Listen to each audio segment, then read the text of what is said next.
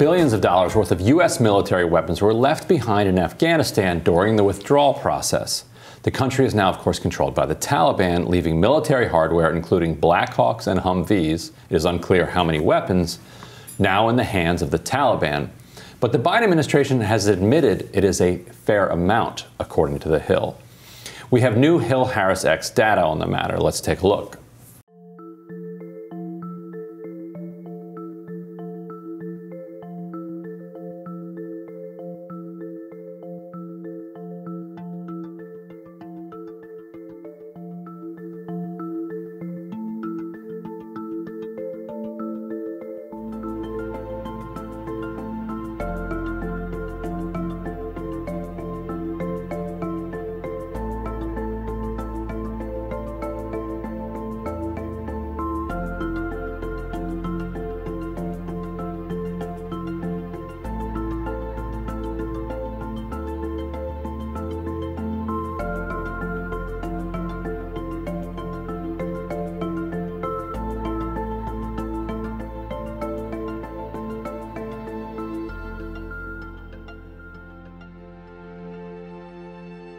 The poll found 68% of voters consider the amount of U.S. weapons left behind in Afghanistan a, quote, big problem, while 20% said it's a small problem and 12% said it doesn't matter either way.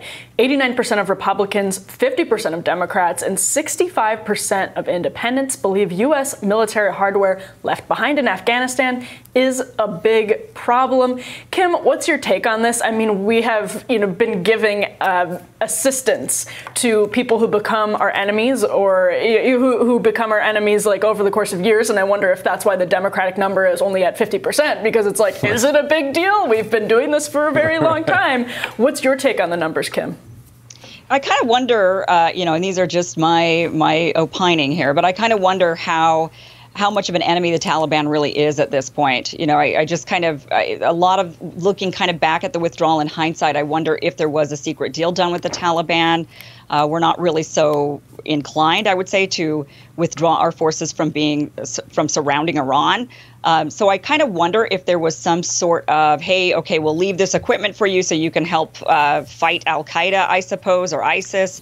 And in exchange, we're not going to evacuate people as rapidly as we would like. And, I kind of wonder about all of this. So that's just sort of my feeling, is that maybe they're not really viewed so much as the enemy as many of us would think. I don't know, Ryan, what do you think of that? I know it's a theory of mine, so it's just a theory. Well, there was an agreement. Yeah, you're right. And there's been reporting on that. There was an agreement that essentially was that the Taliban would not would not attack anybody as they were leaving, that the Taliban would kind of coordinate at the airport with U.S. forces.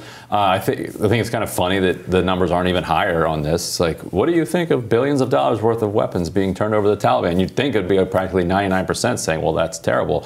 But people are so disillusioned. People are so disillusioned, and they're used to, probably a bunch of people will be like, you know what? Okay, here's how you solve the problem. Just invoice them. Yeah. Like we're gonna be selling them weapons in a year anyway to take on ISIS-K. So and that's just what I mean. Send an invoice for what we left there. And that's what I mean. I think that they're potentially just now a new ally, and the American people aren't really ready to hear that quite yet. And so we're sort of softening it. And then soon enough, you're going to find out that we're doing business with them. We've got American contractors that are going back. And we make them nice low interest rate loans. They use the loans to pay off the invoice for the weapons we left behind. We apologize for dismantling some of the controls on some of them. Yeah. And those are discounted for the ones that we, quote, demilitarized. Yeah, no, and this is, obviously our entire sort of involvement in Afghanistan in modern history was started on a similar note. This is just how it goes. Yes.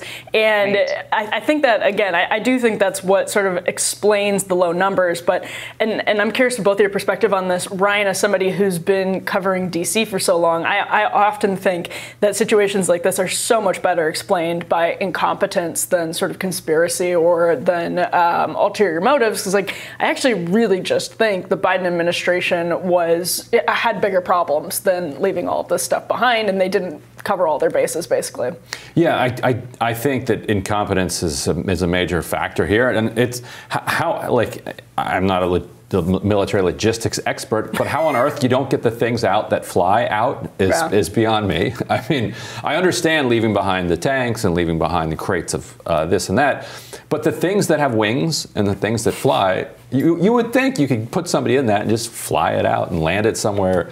Else, but I guess you're right. You know, they had much bigger fish to fry in that moment, and that was getting as many people out safely as they could. But on the other hand, put people on the things. But, well, and don't have a withdrawal where you have to prioritize one or the other. You know, well, take care of it. Don't invade a country and then lose a war. Oh, there's that. That's an even better idea. Yeah, that is an even better idea. Let's try that next time. Well, according to Forbes, the Biden administration recently directed federal agencies to scrub their website of official reports detailing the roughly $83 billion in military equipment and training provided to the Afghan security forces since 2001. And a spokesperson for the State Department said that it had done so to protect Afghan allies, stating, quote, "The safety of our Afghan contracts is of utmost importance to us." The State Department advised other federal agencies to review their web properties for content that highlights cooperation, participation between an Afghan citizen and the USG or a USG partner, and remove from public view if it poses a security risk. So they're saying, oh, well, we just removed this data because we want to protect them. I don't know if they're looking to protect those Afghan forces, or are they looking to protect their reputation for the wasteful war that we waged for 20 years. And they don't explain what the security threat is. I mean, Ryan, what do you think they're actually talking about there, if anything? It would have to be a bank shot one where if you could somehow identify which Afghan contacts had been at a particular area where particular equipment is housed, but it does seem like it's reverse engineering an excuse for taking embarrassing information off the website. They just showed that famous clip of the Taliban kind of dressed up as special forces walking through that hangar. Al Jazeera was accompanied them and did a really hilarious interview where the Taliban were really betrayed. Like, they felt betrayed when they looked inside a bunch of those helicopters and found that they'd been dismantled and were now useless. Which goes to Kim's point that there was a deal. Like, there was a deal for to cooperate to get as many people out as possible, and they apparently felt like that deal extended to, we won't mess up the equipment on the way out, and you can use it. On the other hand, they dismantled a ton of trucks and other non kind of military equipment all around the country. The U.S. destroyed, and the Taliban's like, what are you doing? What is the point of that?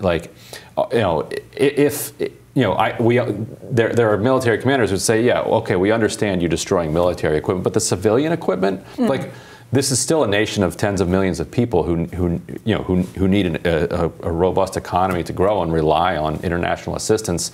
What is to be gained by just destroying pickup trucks? I mean, if we destroy civilians, I don't think the equipment is at the top of our priorities either. Right. It's almost quaint that they feel like the United States would have some concern for the well-being of Afghan people, even under a Taliban government. Although I know so many people that have served in Afghanistan do have immense, appreciation for the Afghan people, and it's it's such a just not our U.S. policy. Eminently sad.